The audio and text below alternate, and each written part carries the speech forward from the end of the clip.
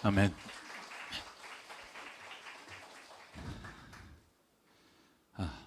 우리 새삼교회 성도 여러분 주의 이름으로 축복합니다. 또 사랑합니다. 네. 제가 설교를 준비하면서 가장 많이 깨닫는 게 뭐냐 하면, 제가 20년 이상 신학을 공부하면서 깨닫지 못했던, 해결하지 못했던 그런 주의 말씀을 제가 목회를 하고 설교를 좀 준비하면서 깨달을 때가 참 많다는 겁니다. 오늘도 제가 이 말씀을 꽤 오랫동안 고민하고 생각했던 질문에 대해서 하나님께서 말씀을 준비하는 가운데 주신 음성과 같은 이야기를 오늘 좀 나누게 되어서 얼마나 감사한지 모릅니다. 여러분, 우리의 일상은요, 어쩌면 정의와 사랑 사이에서 갈등하고 더 선택하는 삶이라고 말할 수 있습니다. 잘 이해가 안 가신다고요? 여러분, 아침에 자녀들 학교에 보낼 때를 떠올려 보시죠.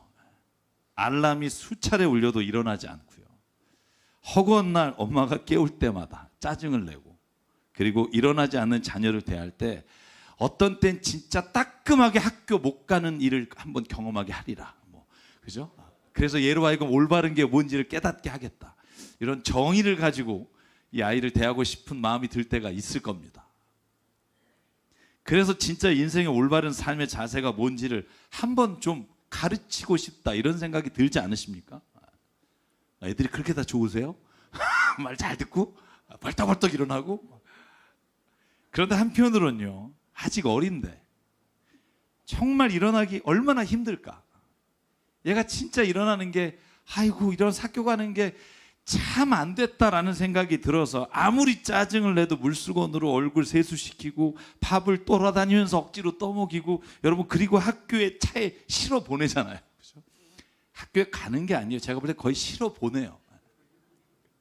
뭐 학교 가서 깰지는 모르겠지만 사랑으로 아이를 정말 언제까지든 끝까지 정말 대해줄 건가. 여러분, 이 모든 선택이요, 우리의 삶에 어쩌면 사랑을 선택할 건가 정의를 선택할 건가의 갈등이기도 합니다.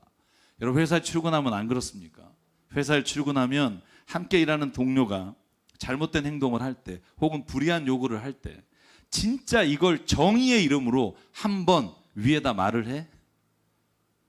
여러분, 그러다가도 아니야, 그래도 내가 교회 다니는데 한 번은 좀 용서해 줘야지, 그래도 좀 베풀어 줘야지 라는 생각이 우리 사이에서 갈등을 일으킬 때가 있습니다. 여러분, 어떠신지 모르겠습니다. 그런데 타인문만 그런가? 그렇지 않습니다. 생각해 보면 나 자신에 대해서도 마찬가지입니다. 때로는 나를 사랑하는 마음, 이게 잘못된 사랑일지라도 그 마음 때문에 자기가 원하는 욕심과 욕망을 충족시키기 위해서 애쓰고 삽니다. 그런데 어떤 때는요, 자기 자신에 대해서도 내가 이렇게 살면 안 되는데 라는 정의의 잣대를 들이대서 절제하려고 애쓰기도 합니다. 이 둘이 살아가는 순간순간마다 얼마나 충돌하는지 모릅니다. 여러분, 특별히 그리스도인은요, 주변 사람이 좀 정의를 들이대려고 하면 교회 다닌다며, 사랑하자며 이러면서 또 오히려 비아냥거리고, 우리로 하여금 옳은 걸 행하는데도 불구하고 부당하게 말할 때가 있습니다. 억울해요. 어떻게 해야 될까요? 어떻게 사는 게 타인의 무례함과 잘못과 실수를 용서해 줄 때와, 어떨 때는 그것을 따끔하게 정의의 이름으로 다스려야 되는지 갈등할 때가 있습니다. 여러분, 성경은 사랑과 정의에 대해서 뭐라고 말할까? 여러분, 많은 사람들이 이 주제를 가지고 논문도 쓰고 글을 쓰고 공부를 합니다. 그런데 참 쉽지 않아요.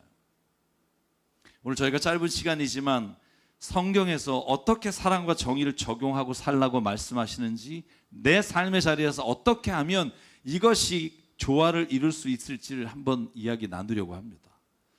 여러분, 저희가 읽은 레위기 12장은요 참 독특해요. 왜냐하면 그 안에 정의라는 이름과 사랑이라는 이름이 아무런 갈등 없이 서술되어 있기 때문에 그렇습니다. 여러분, 오늘 본문 한번 보실까요? 15절, 재판할 때 공정하게 해라. 근데 거기에 뭐가 들어가냐 하면, 어떤 사람이 가난하다고 해서 두둔하지 마라. 그 사람이 뭔가 어려운 처지에 있어서 그런 일을 할 수밖에 없었다는 동정이 너희의 공정함을 흐려서는 안 된다.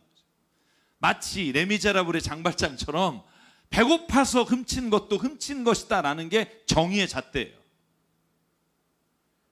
여러분, 그런데요, 저희가 성경을 읽어보면 신명기 26장 12절에 하나님이 이렇게 부탁해요. 너희가 모든 수익을 벌었을 때 너희의 수익의 11조를 떼서 가난한 사람, 고아와 과부에게 너희들이 마음껏 먹을 수 있게 나눠줘라. 이게 하나님이 기뻐하는 것이다. 사랑의 법과 정의의 법이 하나님 안에서는요, 갈등을 일으키지 않고 하나님 안에서 조화를 이루는 모습들을 보게 돼요. 그러면 어떻게 하라는 말입니까? 여러분, 우리가 이 질문을 던질 수밖에 없어요. 그래서 오늘 저희가 읽은 본문 19장 18절 마지막 절에 뭐라고 말하냐면 이렇게 말해요. 한 백성끼리 양심을 품거나 원수 갚는 일이 없도록 해라. 다만 너는 너희 이웃을 내 몸처럼 사랑하여라. 나는 주다. 이 말씀을 예수님이 인용해서 말합니다. 내 이웃을 내 몸과 같이 사랑하라. 이 말은 예수님이 한 말이 아니에요. 하나님이 본래 우리에게 율법을 주실 때 그 율법과 함께 주신 게 사랑의 법이에요.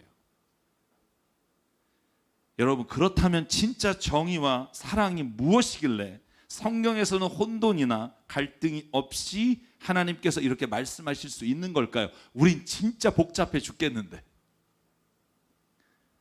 여러분, 사전을 찾아보면 정의란 단어를 이렇게 규정합니다. 정의란 개인 간의 올바른 도리 혹은 사회를 구성하고 유지하는 공정한 도리, 이게 정의라는 거예요. 그런데 여러분, 사랑이란 단어를 찾아보면 이렇게 쓰여 있습니다. 어떤 사람이나 존재를 몹시 아끼고 귀중히 여기는 마음 또는 그런 일, 이걸 사랑이에요.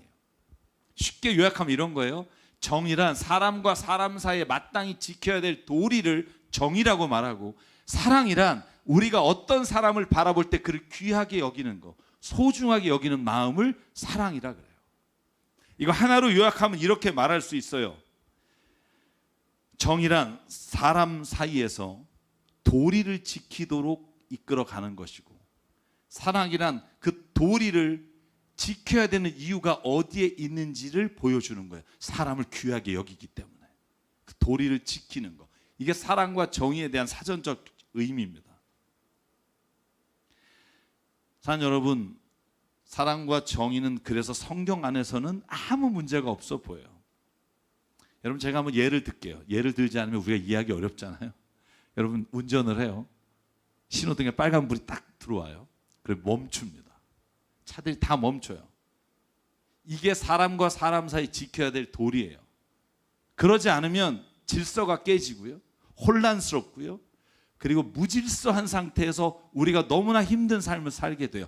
빨간불이 들어오면 지키는 거, 이게 정의라고 말할 수 있어요. 도리를 지키게 하는 거. 만약에 그렇지 않으면 벌금을 부과해서 그 사람으로 하여금 이 도리를 지키게끔 만드는 게 정의예요. 여러분, 우리가 이걸 지키지 않으면 세상에서 함께 어우러져 살아갈 수가 없습니다. 그런데요, 운전을 하다 보면 이런 경우 있잖아요. 빨간불인데, 분명히 빨간불이라 모든 차가 서 있는데 어떤 차가 갑자기 확 지나가요. 사이렌을 울리면서 그러면 비켜줘요. 우리가 여기 도리에 어긋나는 일이에요. 우리가 지키기로 한 도리, 빨간불에 멈춥시다, 녹색엔 갑시다. 그런데 그 법칙을 어기는 차들이 있어요. 그런데요, 그 차는 범칙금을 내지 않아요. 왜 그럴까요? 도리를 지키는 것보다 우선되는 사람의 생명을 귀하게 여기는 가치가 우선되기 때문이에요. 사랑, 다시 말해서 인간을 귀중하게 여기는 마음을 지키기 위해서 때로는 정의라는 도리를 어겨야 할 때가 있다는 거예요. 이게 정의와 사랑과의 관계를 저는 설명한, 좀 이해하기 쉬운 예라고 생각해요. 그런데 여러분, 한번 생각해 보십시오. 만약에 빨간 신호가 켜졌는데 모든 차가 사이렌을 울리면서 지나간다고 생각해 보세요. 여러분, 요즘 그런 차들 있잖아요. 레카차, 아니면 무슨 어느 건물을 지키는 무슨 세이컨 같은 차들, 자기 마음대로 올려놓고 가잖아요. 근데 모든 차가 만약에 그렇게 된다, 여러분, 그러면요, 사랑이 아니라 무질서가 돼요. 혼란스러워지고 사람의 귀중한 가치를 오히려 잃어버리게 돼요. 그래서 사랑과 정의는요, 라이놀드 니버라는 사람이 이렇게 말해요. 도덕적 인간과 비도덕적 사회라는 책에서 이렇게 규정을 해요. 정의라는 건 하나님의 사랑을 이 세상에서 지키기 위한 근사치적인 가치다. 다시 말하면 사랑을 지키기 위해서는, 사람을 귀히 여기는 마음을 지키기 위해서는 사람과 사람 사이의 도의를 지키는 법이, 정의가 없이는 그것을 이루어갈 수 없다는 말이에요. 저는 이 말이 너무나 이해가 가요. 왜냐하면 인간은 궁극적으로 악함과 선함을 동시에 가지고 있기 때문에 정의와 사랑이라는 두 가지 가치가 함께 있지 않으면 이 땅에서 하나님의 나라를 이루어갈 수 없다는 거예요. 여러분, 예수께서 우리를 이 땅에 보내신 이유가 뭘까요? 예수님이 오셔서 선포하신 가장 중요한 외침이 뭐예요? 이 나라에서 하나님의 나라를 이루라는 거예요. 회개하라, 하나님의 나라가 가까이 왔다는 거예요. 그 하나님의 나라를 이루기 위해서 이 정의와 사랑은 함께 갈 수밖에 없다는 거예요. 여러분, 그래서 잘 보시면 우리가 성경 안에, 지난번에 함춘환 선교사님 오셔서 설교하실 때 여러분 들은 기억 나실 거예요. 법은 두 가지가 있다. 아브라함에게 주신 일방적인 법이 있다. 여러분, 창세기 15장 2절에 보면 하나님이 그냥 딱 아브라함에게 나타나서 이렇게 말해요. 내가 너로 하여금 큰 민족을 이루겠다. 너에게 복을 주겠다. 내가 크게 이름을 떨치게 하겠고 너는 복의 근원이 될 것이다. 너를 축복하는 사람에게 내가 복을 베풀고 너를 저주하는 사람에게 내가 저주를 내릴 것이다. 땅에 사는 모든 민족이 너로 말미암아 복을 받을 것이다. 하나님은 일방적으로 아브라함에게 복을 선포하고 그리고 일방적인 계약을 맺어요. 난 너의 편이다. 여러분, 그런데 이스라엘 백성이 출애굽한 다음에 시내산에서요, 출애굽기 19장 오늘 저희가 읽은 본문에 보면 쌍방간의 계약을 맺어요. 성경에 이렇게 되어 있어요. 이제 너희가 정말로 내 말을 듣고 내가 세우신 언약을 지키면 너희는 모든 민족 가운데 나의 보물이 될 것이고 온 세상이 다 나의 것이다. 그러므로 너희는 내가 선택한 백성이 되고 너희의 나라는 나를 섬기는 제사장이 되고 너희는 거룩한 민족이 될 것이다. 조건이 있어요. 너희가 내 말을 지키면 이에요. 왜 이렇게 아브라함에게 주신 법과 이스라엘 민족에게 주신 법이 다를까요? 성경을 연구하는 학자들은 이렇게 봅니다. 아브라함과 족장 시대는요, 그들이 서로 양보하면, 서로 사랑이라고 하는 것으로 서로가 서로에게 배려하면 유지될 수 있는 족장 시대의 규모였다는 거예요.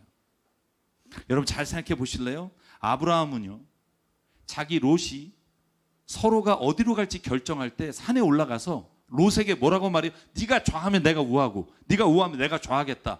그러니까 이런 참 경로사상이 없는 롯은 가장 좋은 땅을 지가 선택하잖아요. 그때 아브라함이 뭐래요? 네가 가져라. 그리고는 형편없어 보이는 땅으로 아브라함이 가요. 여러분, 이삭이 우물을 팠어요. 우물을 팠을 때 여러분, 다른 그 땅에 있지도 않은 사람들이 와서 여기 내 우물이야. 그럴 때 3번이나 이삭은요, 우물 다 양보하고 너 가져. 그리고 갔어요. 그래도 될 만한 규모라는 거예요. 그래도 여러분, 출애굽할 때 200만이 나왔어요. 여러분, 200만이라는 숫자가 사랑이란 법으로 서로가 양보하면서 서로가 배려하면서 살아갈 수 없는 공동체의 규모예요. 그 규모에는요, 이 법이라는 것이, 정의라는 게 없으면 사랑이라는 가치가 유지될 수가 없는 규모의 나라를 이루게 된 거예요. 여러분, 그래서 하나님께서는 이스라엘 백성에게 법을 주시면서 이 법을 지키는 자를 내 민족, 내 나라, 내 백성이 될 것이다. 여러분, 그러므로 하나님이 이 정의라고 하는 법을 주셨을 때도요, 사랑이라고 하는 원칙 안에서 주신 거라는 걸 잊지 말아야 됩니다. 여러분, 그래서 성경에는요, 늘 두 가지가 함께 있어요. 여러분, 아모스 선지자가 이스라엘 백성에게 회개하고 돌아오라 라고 말할 때 5장 22절에 보면 이렇게 말해요. 네가 나에게 번제물을 바치고 곡식을 바쳐도 나는 진짜 너의 제물을 받지 않겠다. 다 집어쳐와라. 너희는 다만 공의가 물처럼 흐르게 하고 정의가 마르지 않는 강처럼 흐르게 하라. 하나님이 예배하는 것보다 중요하게 여긴 게 정의라는 거예요. 그걸 지키지 않으면서 하나님을 사랑한다고 말도 안 되는 소리 하지 마라. 너희는 정의 없이는 나에게 올 수 없다.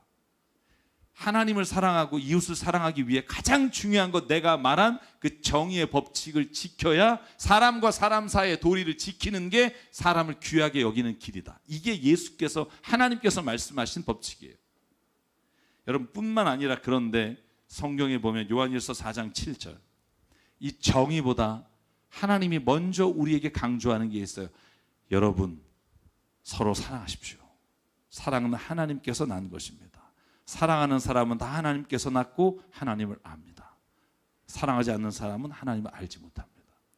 성경은 그래서 늘 정의와 사랑이요 함께 강조되고 이것이 문제를 일으키지 않아요. 왜냐하면 이 둘은 하나님의 나라를 이루어가는 가장 중요한 두 가지 축이기 때문에 그렇습니다. 사랑하는 여러분, 그렇다면 우리가 매일의 삶 가운데 어떻게 하면 이 정의와 사랑을 선택하며 살아가는데 충돌을 일으키지 않을까요? 여러분, 그렇게 살고 싶지 않으세요? 여보세요? 맨날 지겹지 않으세요? 내가 이렇게 하면서 내가 성격이 나쁜가 봐 막 이렇게 자기를 자책하는 사람이 지겹잖아요. 우리가 어느 정도 기준을 가지고 살면 그런 것으로부터 좀 이겨내가지 않을까요? 여러분께서 예수님이 하신 중요한 말씀이 있어요. 마태복음 5장 16절이에요. 같이 한번 읽을까요? 17절까지 시작. 이와 같이 너희 빛을 사람에게 비추어서 그들이 너희의 착한 행실을 보고 하늘에 계신 너희 아버지께 영광을 돌리게 하여라. 내가 율법이나 예언자들의 말을 폐하려 온 줄로 생각하지 말아라. 폐하러 온 것이 아니라 완성하러 왔다. 아멘. 정의라고 하는 법과 하나님의 사랑의 법이 둘 중에 하나를 선택하라고 온 게 아니라 오히려 이 사랑의 법이 이 정의를 완성시키기 위해서 왔다는 말이에요. 그러면서 6가지의 옛 모세에게 주셨던 말씀과 예수께서 새로운 말씀을 가지고 설명하시는 장이 마태복음 5장의 산상수훈이에요. 저희가 다 볼 시간은 없고 그 중에 2가지만 보자고요. 하나는 뭐냐? 살인하지 말라는 거예요. 21절. 옛사람들에게 말하기를 살인하지 마라. 누구든지 살인한 사람은 재판을 받아야 할 것이다 라고 말했으나 나는 너에게 말한다. 자기 형제나 자매에게 성내는 사람은 누구나 심판을 받는다. 자기 형제나 자매에게 얼간이라고 말하는 사람은 누구나 공의에 불려갈 것이요 바보라고 말하는 사람은 지옥불 속에 던져질 것이다. 이거 큰일 났잖아요. 우리 다 가잖아요. 우리 한 번 정도 이 바보에 안 해보신 분 있으세요? 지옥불에 던져질 것이다. 왜 이렇게 말씀하셨을까? 여러분, 우리가 기록해야 될 것은요, 옛 선지자에게 이렇게 말했으나 나는 너에게 이렇게 말한다고 말할 때 옛 선지자, 옛 사람에게 한 것이 잘못된 것이고 내가 그것을 다시 부인한다고 틀렸다고 말씀하지 않았다는 거예요. 살인하지 마라. 그것으로 인해 네가 당연히 재판을 받게 될 것이다 라는 건 여전히 유효하다는 거예요. 왜? 사람과 사람 사이에서 그 도리를 지키지 않으면 하나님의 나라도 역시 사람을 귀하게 여기는 가치를 이룰 수 없기 때문에. 그런데 하나님은 거기에 예수께서는 더하시는 거예요. 뭘 더하냐 하면 그런데 마음으로라도 누구를 저주하고 미워하는 그 마음이 있다면 그것은 이미 사람을 죽이는 것과 같은 것이 되어 사람을 귀중히 여기는 사랑의 가치를 잃어버리게 된다는 거예요. 아무리 겉으로는 사람에게 잘한다 하더라도 네 마음 안에서 그게 있다면 하나님이 진짜 귀하게 여기시는 가치, 사람을 귀하게 여기며 그를 가장 존귀하게 여기는 마음을 지킬 수 없기에 예수께서 말하는 거예요. 그러므로 남을 향해 비난하거나 저주하거나 바보라고 말하거나 남을 함부로 대하지 말라. 그것도 역시 살인과 같은 것이다. 여러분 38절에 보면 이렇게 말해요. 눈은 눈으로 이는 이로 갚으라 말한 것을 너희가 들었다. 그러나 내가 너에게 말한다. 악한 사람에게 맞서지 마라. 오른쪽 뺨을 때리면 왼쪽 뺨을 때라. 제가 제일 싫어하는 말 중에 하나입니다. 너를 거로 고소하여 속옷을 가지는 사람에게 겉옷까지 줘라. 너더러 억지로 오리를 가지면 십리를 가자. 예수가 왜 이 말 하셨을까요? 눈에는 눈, 이에는 이가 틀렸기 때문이 아니라는 거예요. 그 말씀을 하신 적은 없다는 거예요. 여전히 눈에는 눈, 이에는 이는 사회를 지키기 위해, 정의를 지키기 위해 여전히 유효한 법이에요.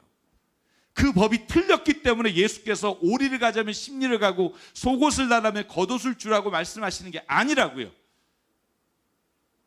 그런데 예수님이 말씀하는 거예요.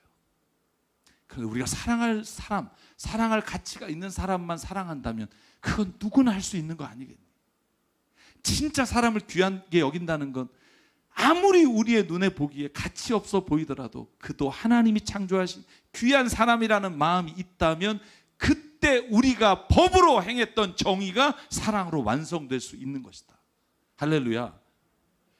그것을 우리에게 주님이 요구하시고 말씀하십니다. 옛사람들은 하나님이 하신 살인하지 말라, 간음하지 말라, 눈에는 눈, 이에는 이라는 말이 틀린 게 아니라 여전히 유효하나 거기에 사랑의 법을 더해야 하나님의 나라가 완성된다는 말씀이에요.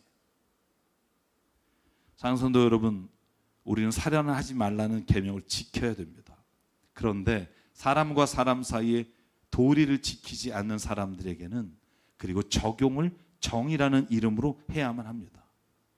그러나 그것이 사람을 귀하게 여기는 가치보다 앞설 수는 없다는 것을 잊지 마십시오. 사랑하는 여러분, 그래서 예수님은요, 아이러니하게 정의의 잣대를 누구에게 적용하는 줄 아세요? 바리새파와 율법학자들이에요. 사랑의 법을 누구에게 적용하는 줄 아세요? 창녀와 세리예요. 예수님이 이렇게 차등해서 적용하는 데는요, 하나님의 의도가 있어요. 율법학자나 바리새파는 저주받아 나쁜 놈이고 창녀와 세리는 좋은 사람이라 그렇게 말씀하시는 게 아니라는 걸 우리는 성경을 통해서 알 수 있어요. 여러분 한번 보실래요? 예수께서 하신 말씀 가운데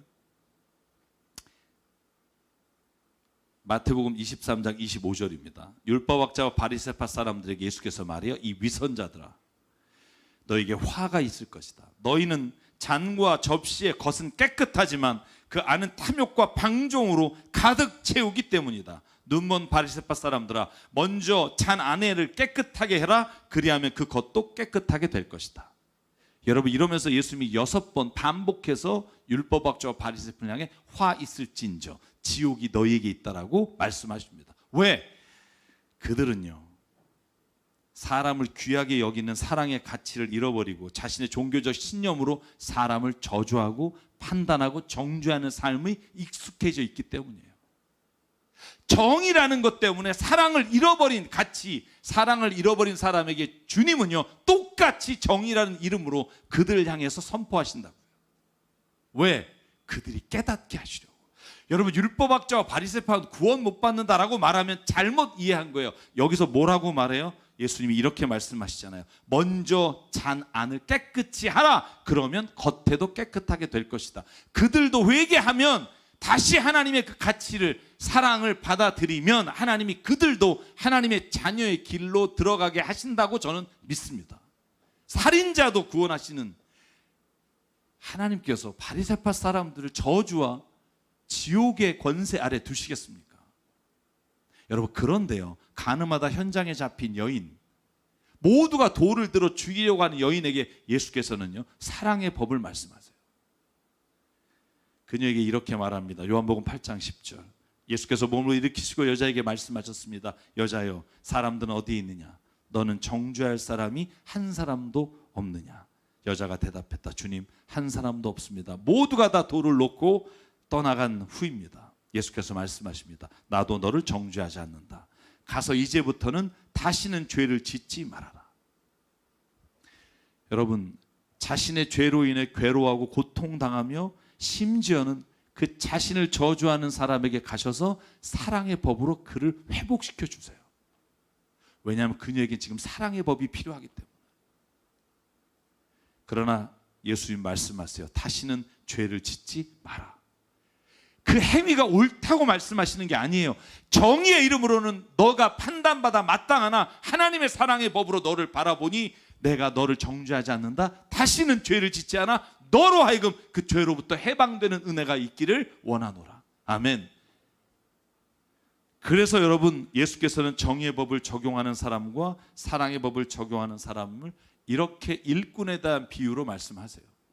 제가 다 읽을 수는 없고 마태복음 20장에 보면 이런 내용이잖아요. 아침 9시에 가서 일한 사람이나 마지막 오후 5시에 가서 1시간 일한 사람이나 똑같은 임금을 나눠줘요. 그때 아침 9시부터 땀 뻘뻘 흘리고 일한 사람이 열받죠. 왜? 아니, 똑같은 일당을 주면 기분 나쁘잖아요. 정의롭지 않잖아요.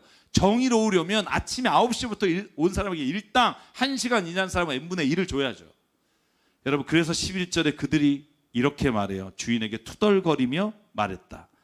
마지막에 온 이 사람들은 1시간밖에 일하지 않았는데 찌는 더위 속에 온종일 수고한 우리와 똑같이 대우를 하실 수가 있습니까? 정의의 법을 들이대요. 그러자 주인이 그들 가운데 한 사람에게 말합니다. 이보시오, 내가 당신을 부당하게 대했습니까? 당신은 나와 한 데나리온 하루 일당에 합의하지 않았습니까? 내가 그 돈을 주지 않았습니까? 당신의 품삯이나 받아가시고 돌아가시오. 당신에게 주는 것과 똑같이 이 마지막 사람에게 주는 것이 내 뜻입니다. 내가 사랑으로 그 일을 베풀기로 내가 마음을 먹은 겁니다. 내 것을 가지고 내 뜻대로 할 수 없단 말입니까? 내가 후하게 주기 때문에 그것이 당신의 눈에 거슬리는 겁니까? 여러분, 저는요, 이 말씀을 통해서 깨닫는 게 뭐냐 하면요, 하나님은요, 정의의 법과 사랑의 법 중에 하나님이 우리의 상황과 우리의 모습을 보시면서 적용하실 때가 다르다는 거예요. 내가 선을 베풀므로 네가 기분이 나쁘냐? 이렇게 물으시는 이유는 뭐냐 하면, 우리의 삶의 자리에서 때로는요, 정의를 대시든 사랑을 대시든 그것은 하나님이 우리 진짜 주님의 자녀로 이끌어 가시기 위해 하나님이 하시는 방법이에요.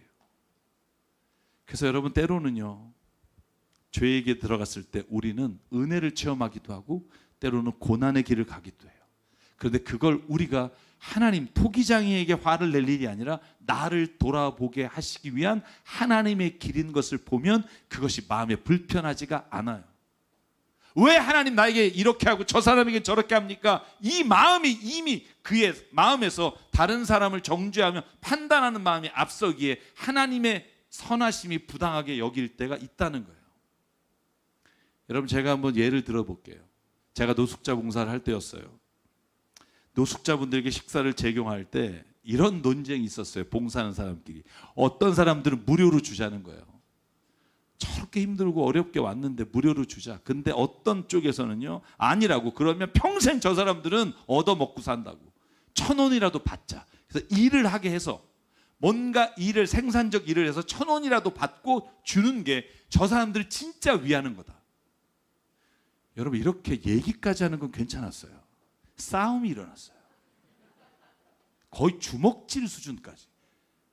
율법학자라고 어떻게 1,000원을 받을 생각하냐고. 그 사람이 어떻게 오는 건데 1,000원을 받자는 사람은 저건 지금 사랑이 아니라 무질서하게 만드는 거라고. 세상을, 이 노숙자를 생산해내는 거라고. 여러분, 그걸 보면서 저는요, 그 생각을 해서 이 사람들이 죄인이다. 선을 행하려 하면서도 누군가를 미워하게 되면 그곳엔 하나님이 있지 않아요. 잘 들으십시오. 정답이 뭘까요? 정답은 없어요. 때로는 우리가 그 사람의 모습을 보고 정의라는 이름으로 1,000원을 받는 것도 주의 뜻을 이루어갈 수 있고요. 때로는 진심으로 그들에게 무료로 밥을 줌으로 인해 그들이 진짜 은혜를 체험하고 새 삶으로 갈 수도 있고요. 그 선택은 우리가 하는 게 아니라 1,000원이든 무료든 그 받는 사람이 그거로 인해 회복되는 것이지 우리가 정하는 게 아니라고요. 저는 교회를 하면서 이런 일들을 종종 경험해요. 좋은 방법을 서로 하자면서 싸워요. 그러면 저는요, 그건 안 하는 게 좋다고 생각해요. 왜냐하면 그것은 이미 우리가 나는 옳고 저 사람은 틀렸다는 정답을 정해놓고 서로가 서로를 판단하고 있는 삶이기 때문에 하나님이 그곳에 있지 않아요. 하나님이 이 두 가지 중에 어느 걸 선택하실까? 하나님도 때로는 정의의 잣대를, 때로는 사랑의 잣대를 가지고 우리를 대하신다고 믿어요. 그래서 여러분, 요나는요, 니느웨로 가지 않겠다는 그것 때문에 그가 바다에 빠져서 고난을 경험하고 다시 니느웨로 가서 복음을 선포해요. 하나님이 요나가 미워서 그랬을까요? 아니, 요나가요, 그 정의의 잣대로 깨닫게 하시기 위한 은혜가 거기에 있다고 전 믿어요. 처참하게 살 길을 잃어버린 다윗과 같은 그런 자리에 있는 자에게 하나님은 가셔서 그를 치유하시고 돌보시고 그를 다시 회복할 힘을 주신다고요. 왜? 그만 사랑하셔서가 아니라 그는 지금 하나님의 사랑의 법이 너무나 필요한 사람이기 때문에. 가장 중요한 건 선한 일을 한다고 하면서 내 의의를 드러내는 게 아니라 그 일을 통해 하나님의 역사와 하나님의 뜻이 일어나길 바라는 삶. 저는 그게 우리가 가야 될 우리의 길이라고 믿습니다. 제가 마지막으로 상담한 이야기 하나 드릴게요. 제가 여러분과 이런 상담을 자주 하게 됩니다. 나를 사기를 친 사람을 고소할까요, 말까요? 나한테 안 물었으면 좋겠어요. 하고 싶으면 하시고 안 하고 싶으면 안 하셨으면 좋겠어요. 기독교인으로서 이렇게 하는 게 옳은 걸까요? 그럼 제가 뭐라고 대답을 하겠어요? 이미 본인이 기독교인 이러면 안 된다는 생각을 가지고 와서 그런데 하고 싶어. 그래서 목사가 하라면 좋을 것 같은 마음을 가지고 온 거예요. 눈을 보면 알아요. 그죠? 제가 그렇게 말씀드려요. 만약에 나를 사기친 사람, 그 사람을 고소한다고 해서 자매님 혹은 형제님이 죄를 범하는 건 아닙니다. 정의를 때로는 우리가 실천해야 될 때가 있습니다. 죄를 범한 사람을 그대로 뒀을 때 더 큰 죄를 범할 수 있기 때문입니다. 누군가를 사기죄로 고소하는 게 죄가 아닙니다. 그건 성경 안에서 할 수 있다고 말씀하신 하나님의 법입니다. 그러니 그걸 가지고 힘들어하지 마십시오. 그런데 만약에 사기를 당했지만 혼자서 감수할 수 있고 용서할 마음을 주셨다면 사랑의 법을 그에게 적용하셔도 저는 좋다고 생각합니다. 그로 인해서 그가 진짜 변화될 수도 있기 때문입니다. 사랑과 은혜의 감격이 그를 다시 한번 주님을 볼 수 있게 할 수 있기 때문입니다. 어떤 게 옳은 것이냐가 아니라 이 두 가지 중에 어떤 것을 해야 되는지를 주님께 물어보십시오. 여러분, 그래서 저는요, 앞에서 말씀드렸던 아브라함이나 이 작은 단위의 가족에서 법을 들이대는 게 먼저인 경우는 불행한 일이에요. 거기엔 사랑의 법으로 우리가 서로를 서로 아끼고 배려하는 게 먼저여야 해요. 그럼에도 불구하고 도리가 지켜지지 않는다면 저는 법으로도 할 수밖에 없는 상황이 있다고 생각해요. 왜냐하면 더 중요한 가치를 지키기 위해서 때로는 정의의 법이 필요할 때가 있기 때문입니다. 어떤 결정을 하든지 그 사람을 욕하거나 미워하거나 마음속에서 분노하는 마음으로 하지 마십시오. 왜냐하면 그것은 선을 이루려 하다가 우리가 오히려 선에서 미끌려져 주님으로부터 멀어질 수 있기 때문입니다. 그래서 사도 바울이 이렇게 말합니다. 골로새 3장 13절 같이 한번 읽을까요? 시작. 누가 누구에게 불평한 일이 있더라도 서로 용납하여 주고 서로 용서하여 주십시오. 주님께서 여러분을 용서하신 것과 같이 여러분도 서로 용서하십니다. 이 모든 것 위에 사랑을 더하십시오. 사랑은 완전하게 묶는 띠입니다. 아멘. 그래서 누가 저에게 물어보신다면 먼저 사랑의 법을 적용하실 수 있으면 감사하겠습니다. 그러나 그것을 가지고 너는 왜 사랑의 법을 적용하지 않았냐고 누군가가 정죄한다면 그 사람이 잘못된 겁니다. 왜냐하면 그는 이미 그 안에 정답을 가지고 내가 옳다고 여기기 때문입니다. 그래서 사랑하는 여러분, 우리 교회가 운영위원회가 힘들 때가 있어요. 왜? 의견을 다 들으니까. 그래서 어떤 교인들은 시험에 들어요. 교회가 왜 이렇게 은혜가 없냐? 목사가 말하면 일사천리로 쫙 돼야 되는데 왜 이렇게 대꾸가 많냐? 이러면서 저한테 전화를 하세요. 그럼 제가 말해요. 그게 하나님의 뜻을 이뤄가는 과정이라고. 서로가 다를 수 있다. 이게 인정될 때 우리가 그 안에서 서로가 잘못된 것, 서로가 욕심낸 걸 볼 수 있게 하시는 게 은혜라는 거예요. 여러분, 그래도 도저히 모르겠다. 그럴 때 마지막으로 사도 바울의 말씀을 여러분과 나누고 싶어요. 로마서 8장 26절. 이와 같이 성령께서도 우리의 약함을 도와주십니다. 우리는 어떻게 기도할지 알지 못하지만 성령께서 친히 이루다 말할 수 없는 탄식으로 우리를 대신해서 간구하십니다. 사람의 마음을 꿰뚫어 보시는 하나님께서 성령의 생각이 어떠한지 아십니다. 성령께서 하나님의 뜻을 따라 성도를 대신하여 간구하시기 때문입니다. 그래서 기도가 필요합니다. 내가 어떻게 해야 될지 모를 때 우리의 마음을 꿰뚫어 보시는 성령님께 간구하십시오. 그러면 주님은 그 어떤 길을 통해서도 협력하여 선을 이루시는 일을 우리로 하여금 이루어 가실 줄 믿습니다.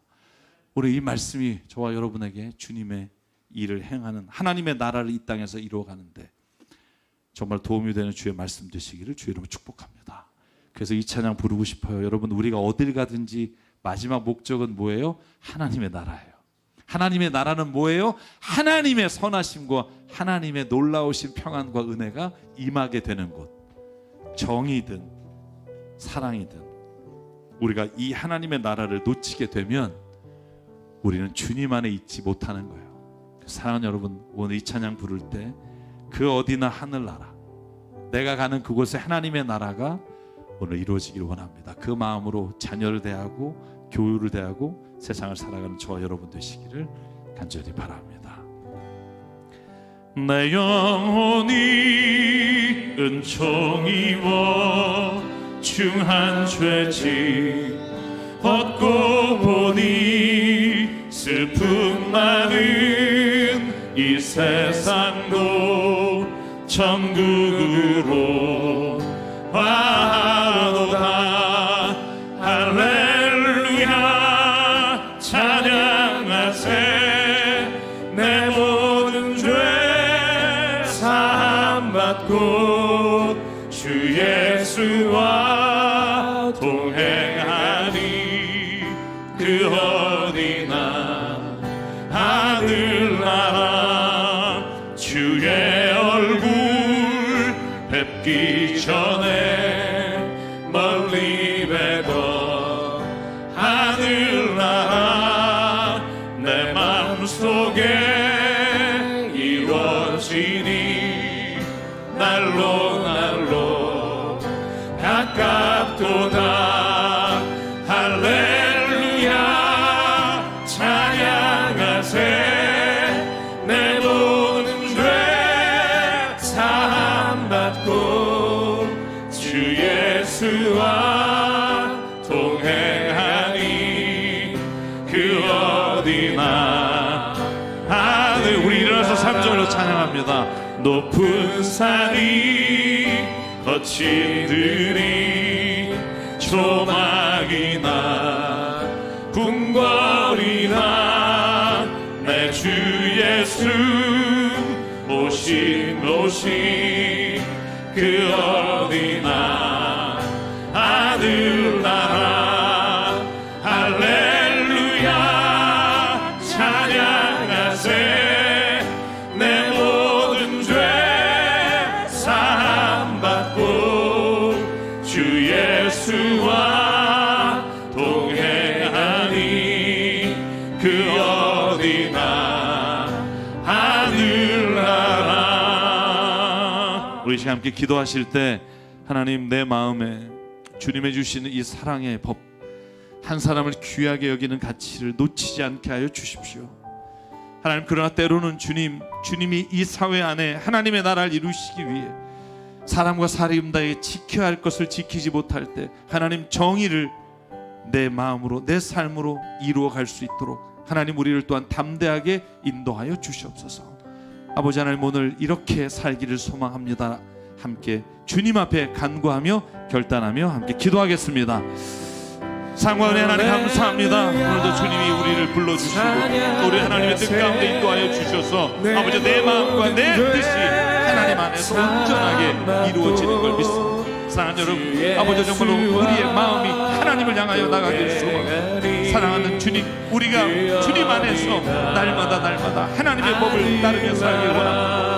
아버지, 내 때로는 정의와 사랑 가운데 어떤 것을 실천하며 살아가든지 주님 내게 보게 하여 주시고 내가 하나님의 뜻을 이루어서 만족하도록 내 이 마음을 풀어 예수의 마음이 나에게 그렇게 말씀하시고 나에게 인도하셨습니다.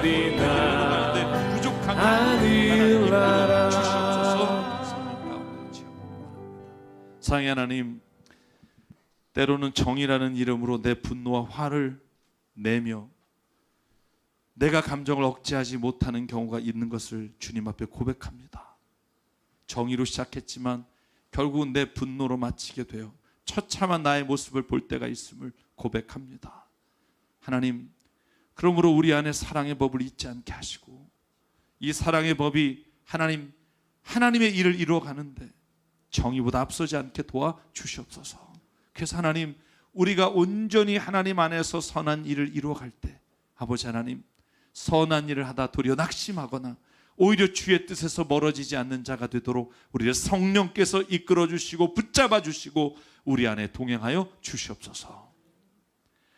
오늘도 우리에게 베푸신 생명과 시간과 달란트와 모든 물질이 주님의 것임을 고백하며 주님 앞에 예물로 드립니다. 하나님의 나라와 뜻을 위하여 사용하여 주시옵소서. 이제는 우리 주 예수 그리스도의 은혜와 하나님 아버지의 무한하신 사랑과 성령님의 감동, 감화, 충만, 교통, 위로하심이 오늘 이 시간 하나님의 말씀과 하나님의 뜻을 따라 주님이 주신 정의롭고 주님 안에서 사랑하며 살아가는 삶이 조화를 이루기를 소망하며 삶의 자리로 돌아가는 여기 있는 한 사람 한 사람 머리 위에 그 가정과 일터 위에 주님 세우신 새삼교회 위에 지금부터 영원토록 함께 하시기를 간절히 축원하옵나이다. 아멘.